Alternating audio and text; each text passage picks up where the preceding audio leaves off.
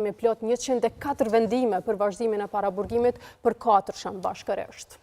Dhe na tregoj edhe njëherë atë shifrën, sepse më pyetën plot njerëz kur e kemi raportuar shifrën, se sa ditë bëhen me 16 shtator, para burgimit të qëndrimit të Thaqit, Veselit, Krasniqit dhe Selimit në gjykatën speciale. Pikrisht, unë e kam numëruar me shkas, sepse është përdorur si arsyetim prej Charles Smith se ka parasysh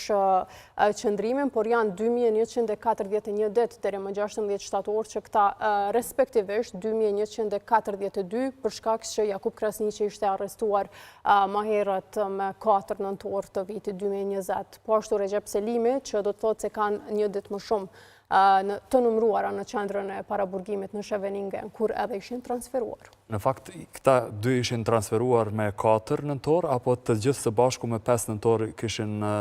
fluturuar për në Jakub Krasniqi ka shkuar i vetëm që nga 4 nëntori, por kështu llogaritet me ditën e arrestimit prej kur këta janë të mbyllur dhe janë nën ndalimin e dhomave të specializuara të Kosovës, pavarësisht se një ditën e parë, sikurse e kemi raportuar, kanë qëndruar në Selin, në qendrën këto të Euleksit. Po, mirë po, ata konsiderohen si në paraburgim të Scheveningen. Që nga momenti kur ata janë në mbajtje.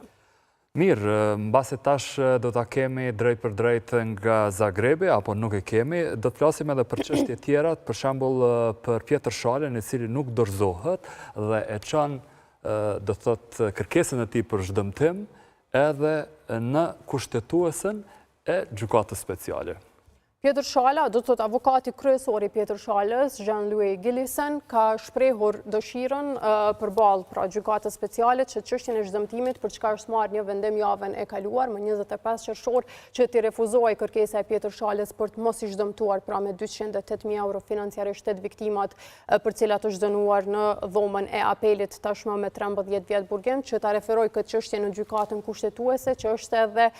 shkalla e fundit e dhomave të specializuara të Kosovës, që një i akuzuar mund të ankohet dhe më pas kjo çështje do të konsiderohet tërësisht e mbyllur dhe duhet kujtojmë patjetër që Pjetër Shala e ka në gjykatën kushtetuese për shqyrtim edhe vetë rastin e dënimit të tij me 13 vjet burgim. Arsyetimet për cilat i kemi treguar tashmë e që janë sipas tij gjykimi i padrejtë dhe marrja e padrejtë dhe në shpërputhje me procedurat ligjore edhe të dëshmisë së tij të vetë Pjetër Shalës, por po ashtu edhe dëshmitarëve të tjerë dhe po ashtu mos lejimi që ky të intervistoj dëshmitarët të cilët do të ishin pro komandant Ujkut.